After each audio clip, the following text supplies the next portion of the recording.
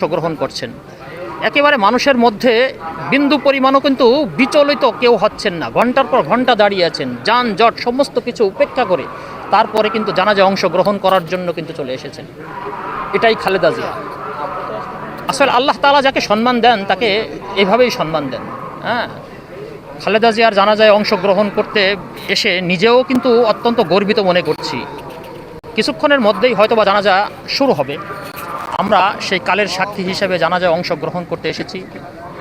অধিকাংশ মানুষেরই এখন সময় দুঃখ ভ্রাক্রান্ত অন্তর অন্তর ভার হয়ে আসে, দিলটা তার ভার হয়ে আসছে। এ কারণেই বলছি যে খালেদা জিয়ার মতো এরকম নেত্রী বা এরকম নেতা সবসময় আসে না। আমরা আর আগামী 100 বছরেও কোনো নেতাকে পাবো কিনা আমাদের সন্দেহ।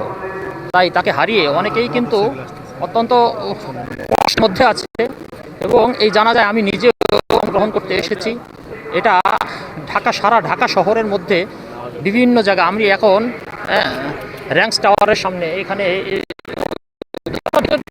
পরিস্থিতি, যা হোক এই দৃশ্যটা দেখাতে পেরে আমি অত্যন্ত ভালো লাগছে আমার। ভালো থাকবেন, আল্লাহ হাফেজ।